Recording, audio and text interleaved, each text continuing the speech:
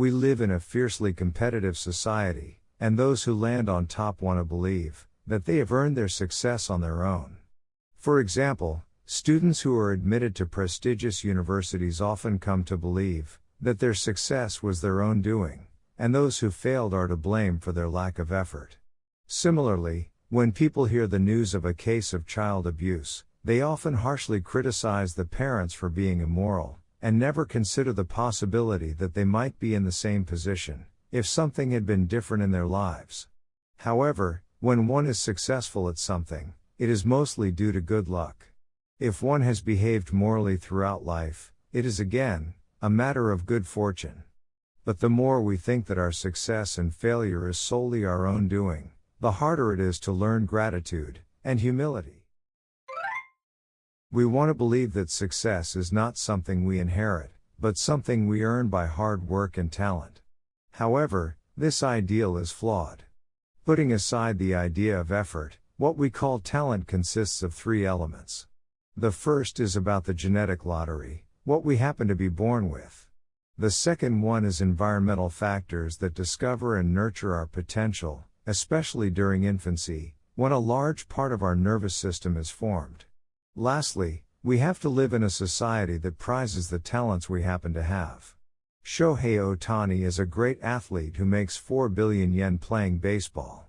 Except for his tremendous effort and athletic gifts, he has been lucky to live in a society where baseball is hugely popular, and people pay a lot of money to watch games. If he had lived in 17th century Holland where artists, not baseball players, were in high demand, he would not have been valued that much. A talent that we think of is composed of these three elements. If you have picked those factors on your own, you can claim credit for your talents, and thus, you deserve success. Given that talents are due to luck, what about effort?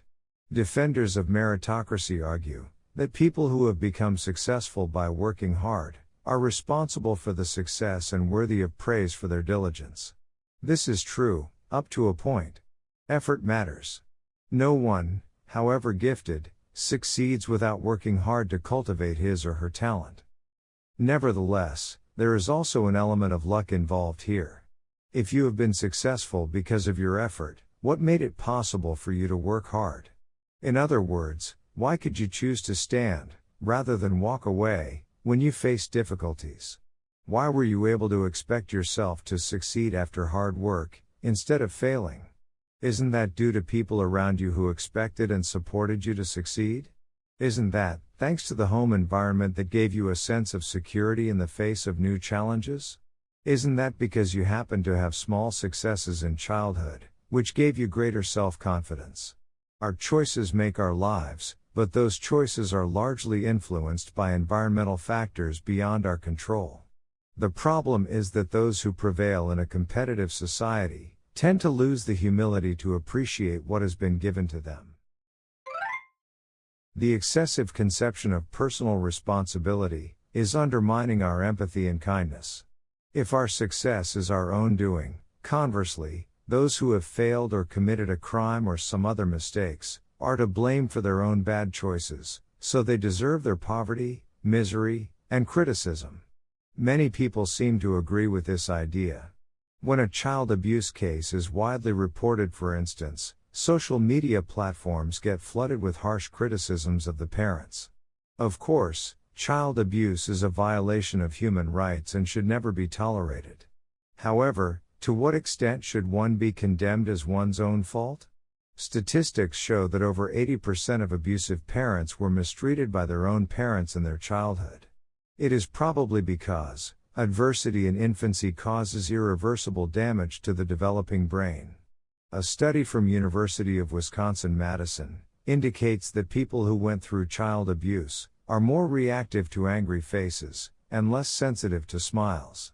Their painful experiences in their early days negatively affect the development of social skills in the brain, so they cannot control their abusive selves.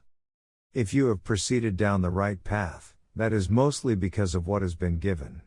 This realization can inspire a certain humility when you see someone failing or misbehaving. If anything had been different in my life, I might have done the same thing. If our success and failure are due to luck, is our future already determined? Do we have no will of our own? What is it all about making an effort when there is no such thing as free will? There is an interesting experiment done in 2016. The first group of the participants read a passage that denies the existence of free will, and the second group of people didn't read it. Then the experimenters measured brain activities of the subjects. The result was that people who read the suggestion that there is no free will showed less activity in the region of the brain related to autonomy and voluntary actions. This study implies that, as for free will, our belief matters more than the fact. Whether or not it exists, believing in free will gives us strength to make a difference. When you find yourself in trouble, acknowledge the influence of the environment you happen to have, and find a way to get past it. You should not blame your laziness or weakness. Rather, turn your eyes to factors that ruin your diligence, and strive thoughtfully to negate them. If you are successful now, it is a great opportunity to develop modesty, to appreciate your good fortune, and give back to society. When you see someone failing, you need to have insightful kindness, to ponder their misfortune, and the environment that prompted their failure. Such humility is the beginning of the way to restore social bonds and respect for one another.